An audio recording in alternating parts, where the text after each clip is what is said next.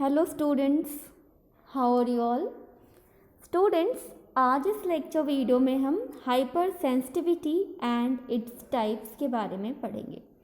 तो हम सबसे पहले पढ़ेंगे हाइपर सेंसिटिविटी क्या होते हैं, इनके टाइप्स क्या होते हैं, उनको हम डायग्नोस कैसे कर सकते हैं एंड उनका ट्रीटमेंट क्या है।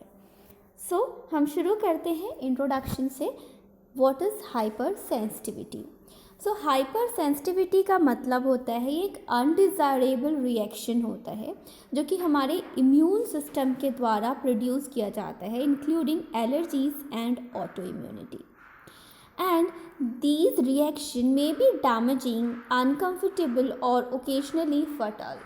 सो ये रिएक्शंस जो है वो डैमेजिंग हो सकते हैं, अनकम्फर्टेबल हो सकते हैं एंड ओकेजनली फटल।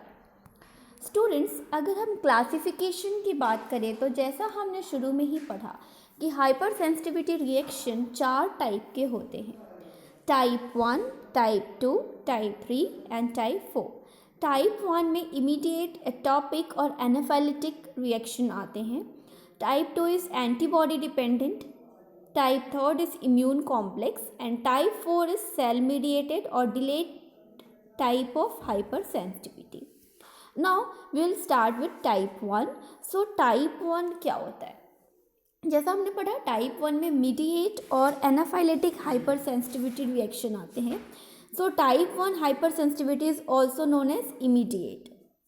And type 1 hypersensitivity reaction को हम इमीडिएट या एनाफाइलेटिक हाइपर सेंसिटिविटी रिएक्शन भी कहते हैं। एंड इस रिएक्शन में हमारे स्किन इस रिएक्शन में हमें क्या क्या हो सकता है, तो इस रिएक्शन में हमारी स्किन, हमारी आईज, हमारी नेसोफेरिंग्स, हमारे टिश्यूज़ हमारे bronchopulmonary tissues and GI tract etcetera involve होते हैं। स्टूडेंट्स, अगर हम बात करें टाइप 1 इमीडिएट और एनाफाइलेटिक हाइपर सेंसिटिविटी की और डिटेल में, तो द रिएक्शन में cause a range of symptoms from minor inconvenience to death. So इन रिएक्शन में रेंज ऑफ सिम्टम्स हो सकते हैं, माइनर इनकन्वीनियंस से डेथ तक हो सकती है पेशेंट की। एंड ये रिएक्शन यूजुअली 15 से 20 मिनट होते हैं। इस रिएक्शन में 15 से 30 मिनट टाइम लगता है from the time of exposure to the antigen, although sometimes it may have a delayed onset which is 10 to 12 hours. So the reaction usually take 15 to 30 minutes. Usually ये reaction 15 से 30 minute में हो जाते हैं from the time of exposure to the antigen के exposure के time से। And कुछ केसेस में ये डिले भी हो जाते हैं, 10 to 12 आवर्स में इनका डिलेड ऑनसेट होता है। Now, type 1 immediate or anaphylactic hypersensitivity reaction mediated by IgE antibody to specific antigens. So, type 1 reaction is mediated by IgE antibody to specific antigens. And the primary cellular component in this hypersensitivity is the mast cell or basophil. तो जो primary cellular components होते हैं इस hyper sensitivity के, वो mast cell और basophils होते हैं। And the reaction is amplified और modified by platelets, neutrophils and eosinophils. इस रिएक्शन को एम्पलीफाई कर देते हैं हमारे मॉडिफाइड न्यूट्रोफिल्स, इसिनोफिल्स और platelets. And mast cells stimulated and release histamine. So, mast cells stimulated and release histamine. Now, causes. What are the causes? So, first is allergen. Allergens are non-parasite antigen that can stimulate a type 1 hypersensitivity response. तो allergen जो है वो एक non parasite antigen है। Non parasite antigen का मतलब है कि ये होस्ट पे फुल्ली डिपेंडेंट नहीं होते हैं, ये होस्ट पे डिपेंडेंट नहीं होते हैं। So allergen is a non-parasite antigen that can stimulate a type 1 hypersensitivity response. Now, atopy. Atopy is the term for the genetic trait to have a predisposition for localized anaphylaxis. So, atopy एक ऐसा term है genetic trait का to have a predisposition for localized anaphylaxis, and atopic individuals have higher level of IgE and eosinophils.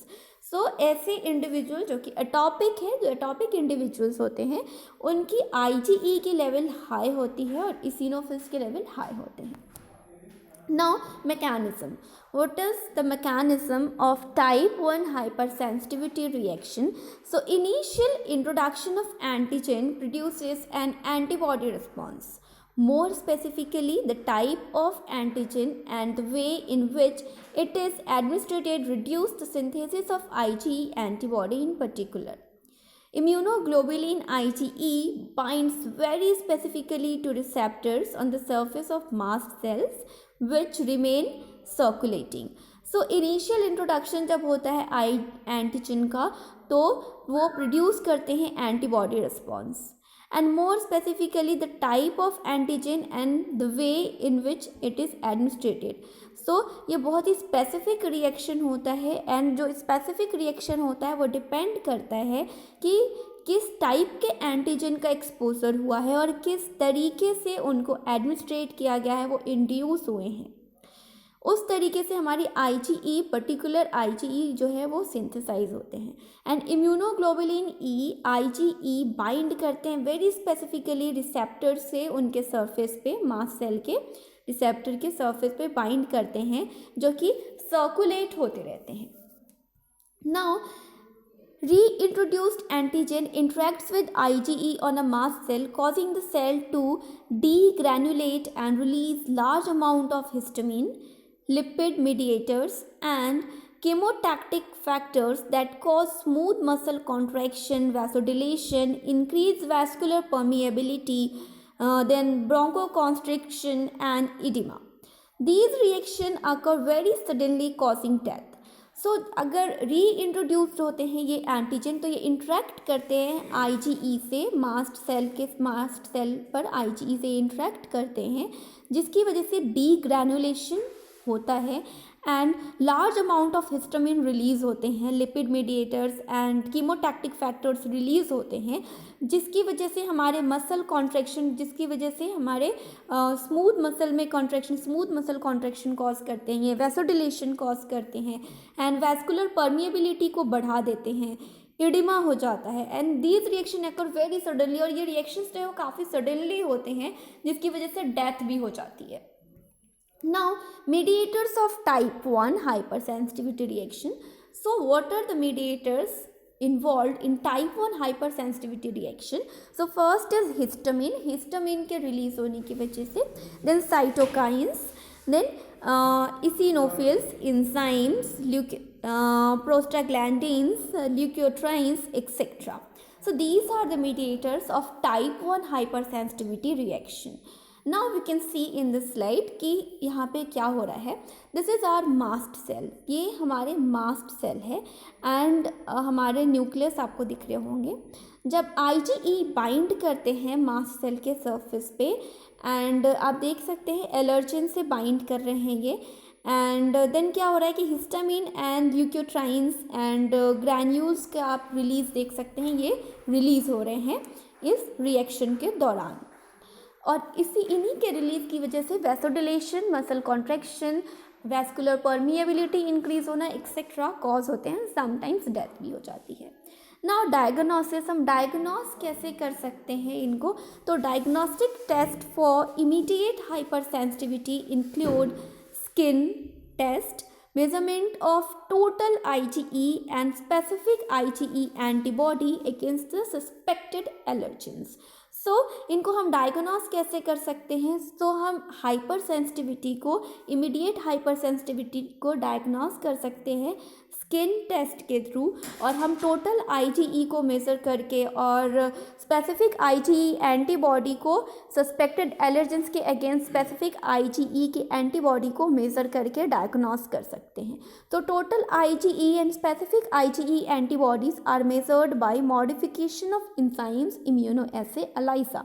हम ये IgE और IgE specific antibodies को measure करते हैं modified enzyme immunoassay which is ELISA की help से.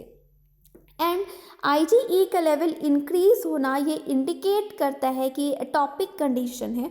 Although IgE may be elevated in some non atopic diseases, although कुछ non atopic diseases में भी IgE के लेवल बढ़े हुए होते हैं. एग्जाम्पल माइलोमास के केस में, हेलमिंथिक इन्फेक्शन के केस में IgE के लेवल बढ़े हुए होते हैं. बट IgE का लेवल बढ़ा हुआ इस बात को इंडिकेट करता है, दर्शाता है कि एटॉपिक कंडीशन है. Now treatment. अब ट्रीटमेंट क्या है टाइप 1 हाइपर सेंसिटिविटी रिएक्शन का. सो ड्रग्स में non steroidal anti inflammatory drugs can be given to the patient for the treatment of type 1 hypersensitivity reaction. साथ ही साथ हम और चीज़ों का यूज़ कर सकते हैं, लाइक हम यूज़ कर सकते हैं थियोफाइलिन का और एपाइनफेरिन एक्सेट्रा, इनको हम यूज़ कर सकते हैं. साथ ही साथ हम हिस्टामिन रिसेप्टर ब्लॉकर्स यूज़ करते हैं, हिस्टामिन रिसेप्टर्स को ब्लॉक करके और स्टेरॉइड्स का यूज़ करते हैं for the treatment of type 1 hypersensitivity reaction. Then हम इम्यूनोथेरेपी देते हैं. इम्यूनोथेरेपी में डीसेंसिटाइजेशन हम फॉलो करते हैं और हाइपोसेंसिटाइजेशन हम फॉलो करते हैं, जिसको हम एलर्जी शॉट्स के नाम से भी जानते हैं. देन रिपीटेड इंजेक्शन दे सकते हैं एलर्जन का ताकि हम रिड्यूस कर सके IgE को मास्ट सेल के सरफेस पे एंड हम रिड्यूस कर सके IgG. So these are the treatments for type 1 hypersensitivity reaction. Now type 2 hypersensitivity reaction. So type 2 hypersensitivity is also known as cytotoxic hypersensitivity and may affect a variety of organs and tissues. So type 2 hypersensitivity को हम cytotoxic hypersensitivity के नाम से भी जानते हैं and ये affect करते हैं variety of organs and tissues को. So the antigens are normally endogenous. So ये जो antigens होते हैं वो normally endogenous होते हैं. Although exogenous chemicals भी like heptanes which can attach to the cell membranes can also lead to type 2 hypersensitivity. Although कुछ exogenous केमिकल्स लाइक हेप्टेन्स वो भी अटैच हो जाते हैं सेल मेम्ब्रेन से एंड वो कॉज कर देते हैं टाइप 2 हाइपर सेंसिटिविटी. बट ज़्यादातर जो एंटीजेंस होते हैं वो नॉर्मली एंडोजेनियस होते हैं. Now drug induced haemolytic anaemia, granulocytopenia and thrombocytopenia are such examples. Penicillin allergy also belong to this class. So now we'll talk about type 2 hypersensitivity reaction. So the reaction time is minute to hours. So type 2 hypersensitivity reaction का जो time होता है वो कुछ time से लेके कुछ minute से लेके घंटों तक का होता है. And type 2 hypersensitivity is primarily mediated by antibodies of the IgM और IgG class and complement. So type 2 hypersensitivity primarily mediate किए जाते हैं एंटीबॉडी IgM एंटीबॉडीज़ के क्लास से और IgG क्लास से एंड कॉम्प्लीमेंट से.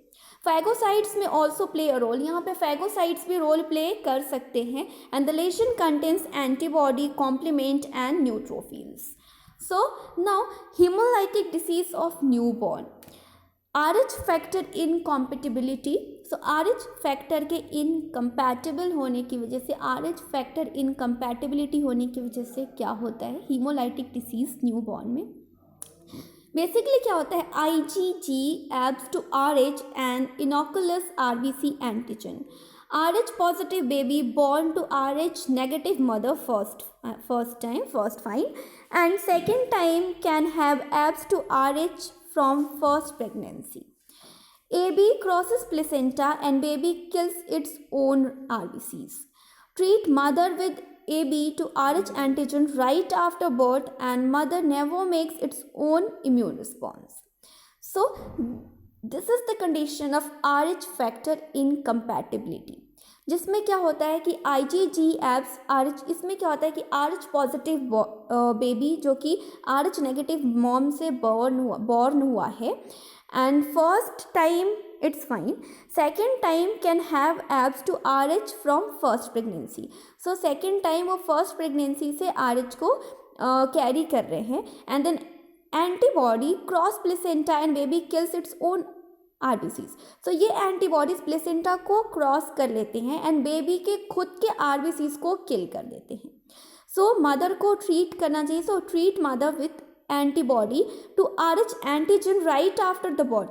सो बर्थ के जस्ट बाद, क्योंकि यहाँ पे मदर RH नेगेटिव थी एंड बेबी RH पॉजिटिव था, सो फर्स्ट प्रेगनेंसी तो ठीक है. सेकेंड प्रेगनेंसी के लिए जैसे ही बेबी का बॉर्न होता है, बेबी के जन्म के तुरंत बाद मदर को ट्रीटमेंट देना चाहिए. मदर को हम antibody to RH antigen right after the birth treatment देंगे and mother never makes its own immune response, जिसकी वजह से मदर जो है वो कभी भी खुद के ओन इम्यून रिस्पॉन्स नहीं बनाती हैं.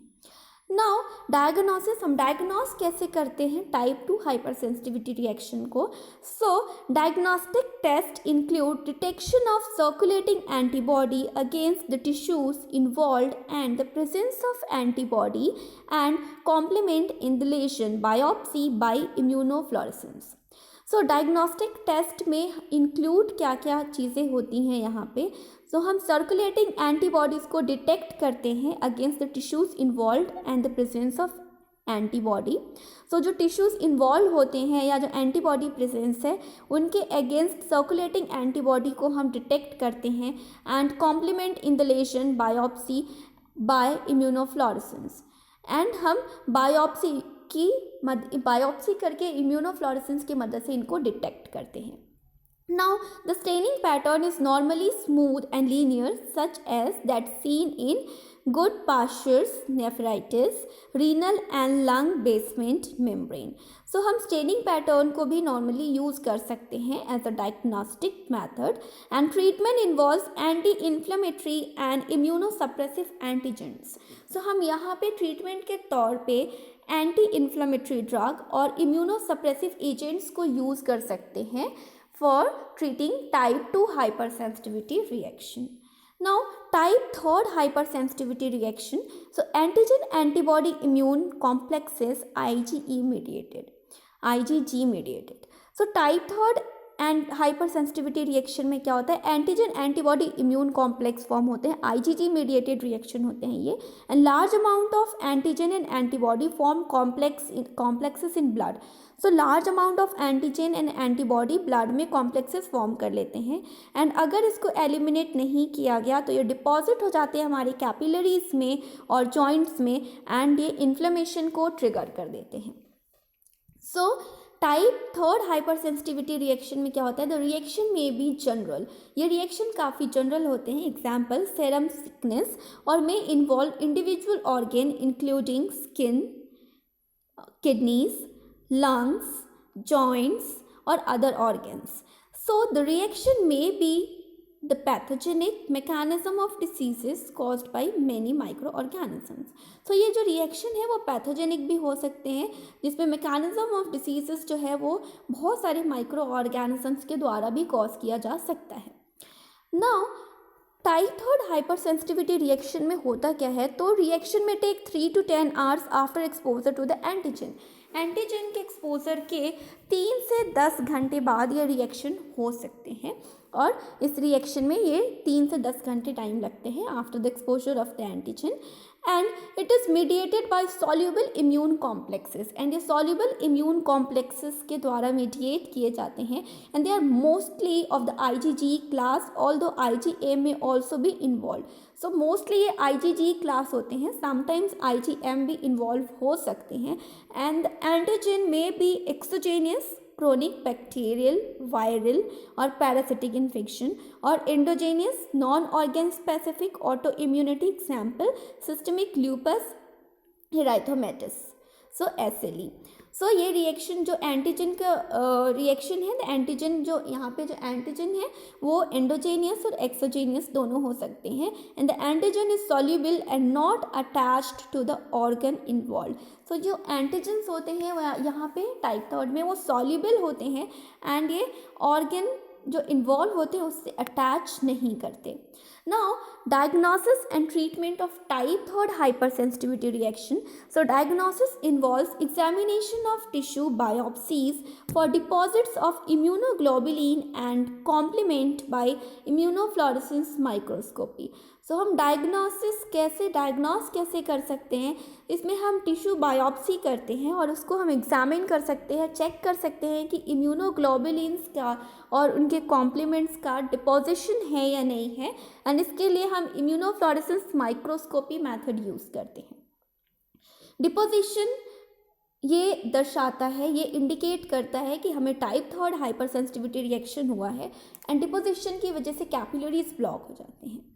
तो the presence of immune complexes in serum and depletion in the level of complement are also diagnostic.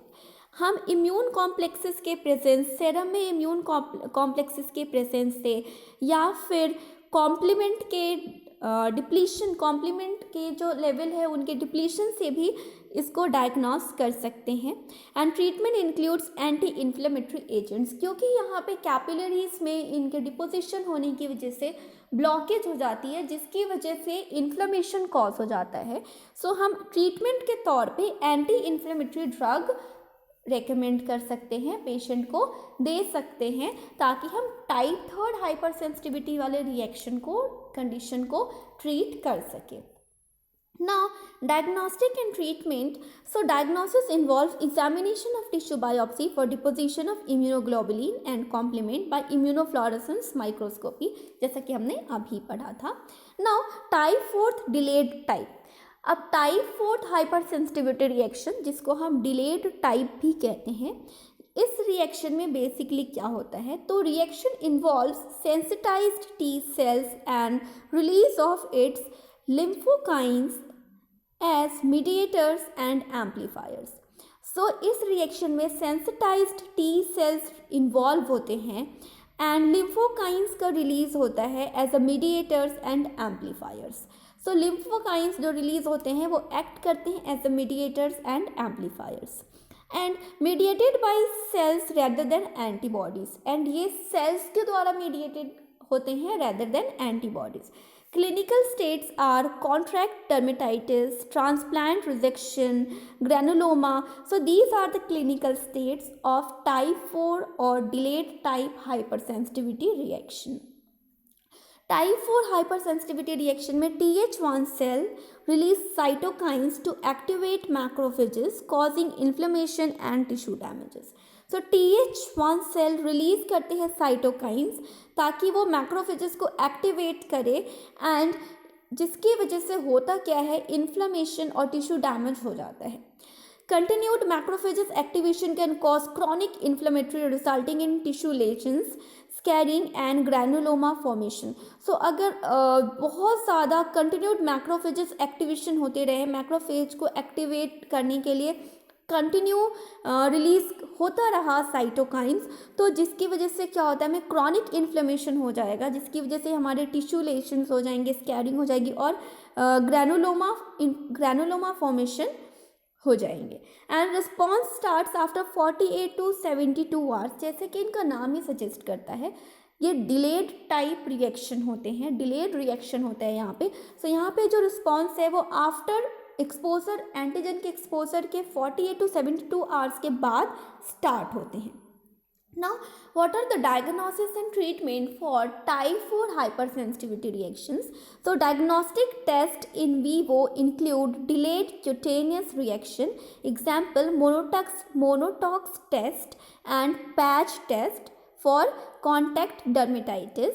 In vitro में हम क्या यूज़ करते हैं? So, in vitro test for delayed hypersensitivity include mitogenic response, lymphocytotoxicity and IL-2 production, and corticosteroids and other immunosuppressive agents are used in treatment. So हम treatment के तौर पे corticosteroids और other immunosuppressive agents को use करते हैं for the treatment of type 4 hypersensitivity reaction. Thank you so much students. I hope आपको अच्छा लगा होगा पढ़ के. Thank you.